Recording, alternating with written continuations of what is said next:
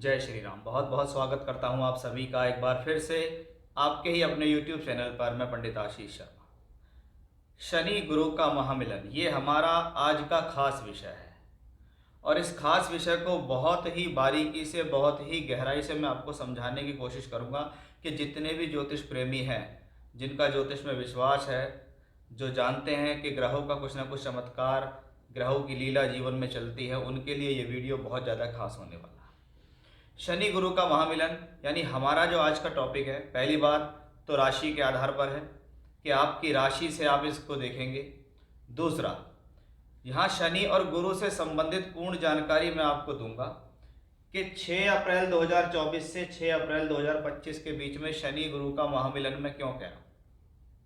देखिए, शनि का पूर्वी भाद्रपद नक्षत्र में गोचर होने जा रहा है 6 अप्रैल को, और शनि देव वर्तमान में कुंभ राशि में गोचर कर रहे हैं। और कुंभ राशि का अंतिम नक्षत्र, या कह सकते हैं कुंभ राशि के अंतिम जो 3 चरण होते हैं वो पूर्वी भाद्रपद नक्षत्र के होते हैं।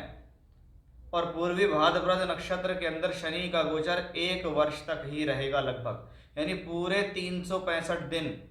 अब शनि का जो नक्षत्र संचार है कुंभ राशि में रहते हुए, वो बृहस्पति के पूर्वी भाद्रपद नक्षत्र में होगा।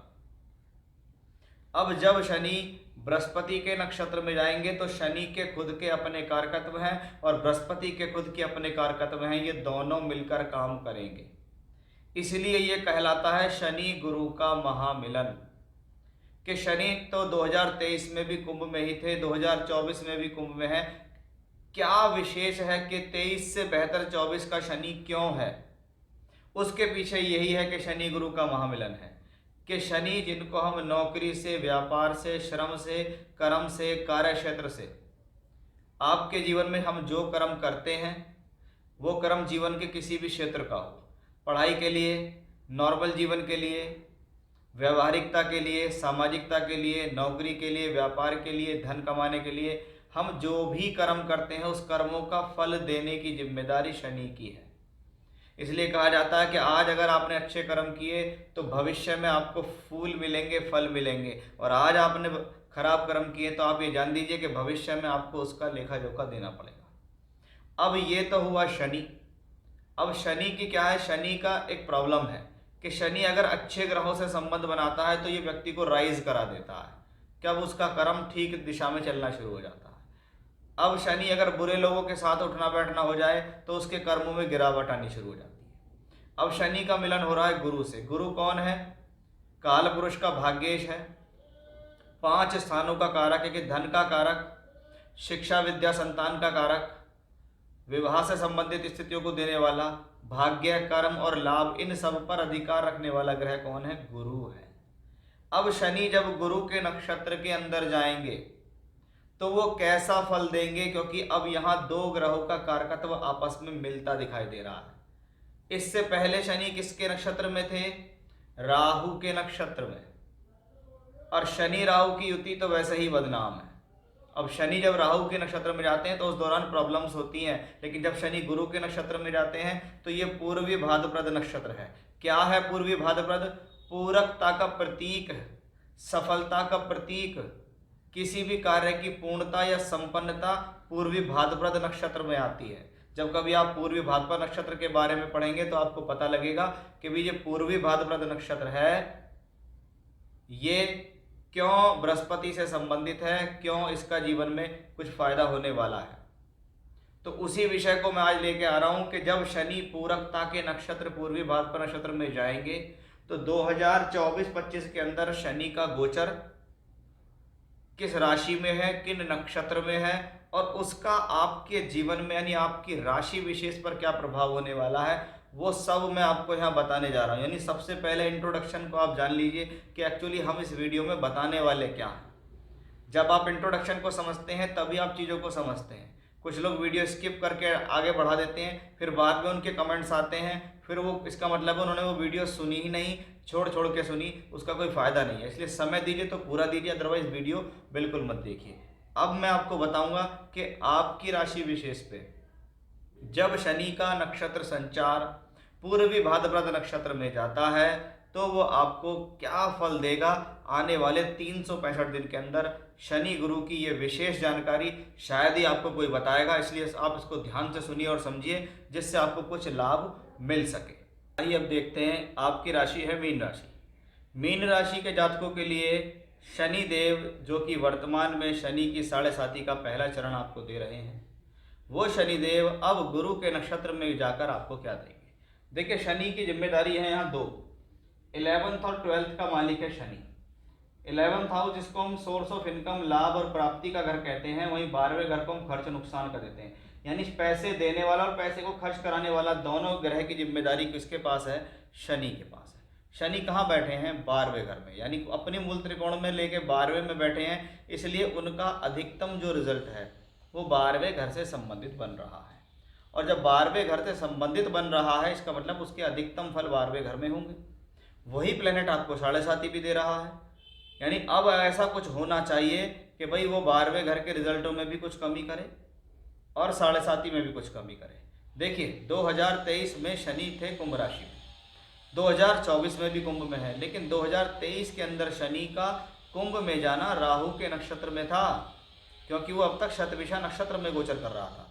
और राहु के नक्षत्र में 12वें घर के अंदर कक्षा में जाना आपको प्रोफेशनली तकलीफ देता है, आपकी प्रोफेशनल लाइफ में प्रॉब्लम देता है, आपकी नौकरी व्यापार में प्रॉब्लम देता है। यानी बृहस्पति के नक्षत्र में जाना कहीं ना कहीं एक बहुत बड़ी राहत लेने के तैयार है, कि जैसे ही शनि राहु की कक्षा को छोड़कर गुरु की कक्षा में प्रवेश करेंगे, तो ये वही गुरु है जो आपकी राशि का भी मालिक है और कर्म का भी मालिक है।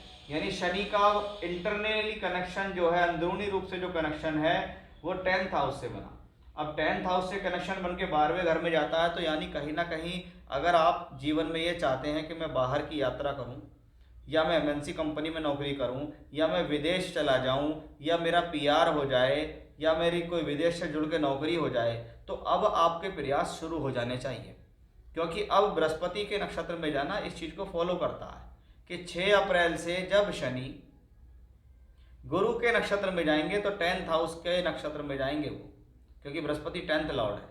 और पूर्वा भाद्रपद नक्षत्र सफलता और पूरकता का प्रतीक है कि अगर आपने प्रयास किए तो आप सफल भी होंगे, पूरक भी होंगे।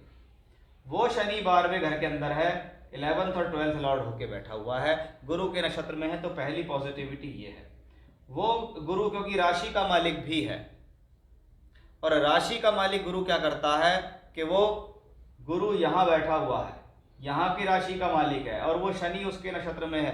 राशि का मतलब आप समझते होंगे, आपके मन, आपकी सोच, आपके विचार आपकी राशि में आते हैं, आपका स्वास्थ्य उसमें आता है, या जीवन में जो भी कुछ मिल रहा है वो राशि के मालिक को मिल रहा है। आप पढ़ रहे हैं, उसका रिजल्ट के लिए मिलेगा आपको।